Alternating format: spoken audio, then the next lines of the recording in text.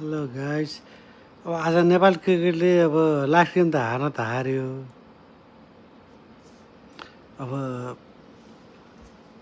के भन्ने हो, तर म दुःखी चाहिँ छैन क्या। किन भन्दाखेरि वेस्ट इन्डिज जस्तो टिमसँग होइन 2-1ले हार्यो होइन, सिरिज त जित्यो नि त एटलिस्ट।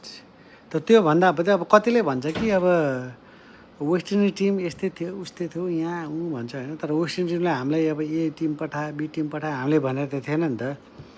त्यो उन जस्तो पठायो, तर एटलिस्ट यही टिमले चाहिँ स्ट्रङ्गर थियो कि वेस्ट इन्डिज ए जुनले हामीले खेलेको थियो नि पहिला, त्योभन्दा चाहिँ अहिलेको जुन टिम छ नि त्योभन्दा चाहिँ वेस्ट इन्डिज ए टिम बढी स्ट्रङ्गर थियो कि। तर त्यो भन्दामा अब त्यतिखेर हामीले हराउन त हरायो होइन, हामीले सिरिज त हार्यो वेस्ट इन्डिज एसँग 3-2ले। तर त्योभन्दा अहिले चाहिँ नाम चाहिँ वेस्ट इन्डिज लिएर आएको छ नि त यिनीहरू। हामीले हरायो होइन, 2-1ले हरायो। अब फर्स्ट गेम हामीले हराउने ठुलो कुरा हो। वेस्ट इन्डिजको लाइक एसोसिएट टिमले नेसनल टिमलाई हरायो, अर्को भनेको सेकेन्ड टिमलाई हरायो होइन, 2-1 भयो, 2-0 भएको थियो। र आज हार्नु केही छैन कि, क्लिन स्विप गर्ने। अब 81 भर्याङ त चढ्दैन नि त, कहिलेकाहीँ भर्याङ चढ्दा चाहिँ खुड्किला चिप्लो हुन्छ होइन, कहिलेकाहीँ चिप्लिन्छ मान्छेहरू त्यही अनुसारले। तर यो सिरिजले हामीलाई के सिकाएको छ भन्दाखेरि, हामीलाई भन्दा खासमा वेस्ट इन्डिजलाई सिकाएको छ र वर्ल्ड क्रिकेटलाई सिकाएको छ कि हामीलाई यदि कुनै टिम पठाउनु छ भने जो पाइ त लडतर हुन्छ नि एबी टिम नपठाउनु होला भनेर सिकाएको छ।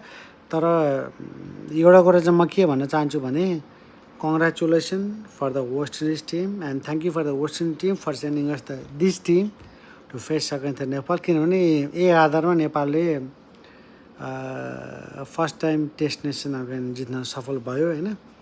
अब जस्तै जुन मेन टिम खेला भए त सायद सक्दैन पनि थियो होला, तर ओभरअल भनेर त एउटा त टेस्ट विन गऱ्यो, अर्को भने सिरिज विन गऱ्यो। र यदि तपाईँ टेस्ट विन चाहनुहुन्छ भने कतिलाई यो कुरा थाहा पनि नहोला, म भनिदिन्छु कि 4वटा गेम जित्नुपर्छ against the test win nation. Like test नेसनको विरुद्धमा होइन 4वटा गेम जित्नुपर्छ, जुन चाहिँ हामीले 2टा त वेस्ट इन्डिजसँग जित्यो, 4वटा जित्नुपर्छ ओभरअल।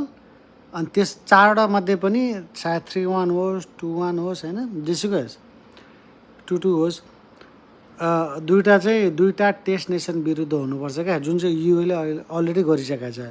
न्युजिल्यान्डसँग गरेको छ होइन, आई थिङ्क बङ्गलादेशसँग गरिसकेको छ। त्यही भएर नेपालले अब वेस्ट इन्डिजसँग त 2टा जित्यो, अब 2टा जित्नुपर्ने छ against the test nation again.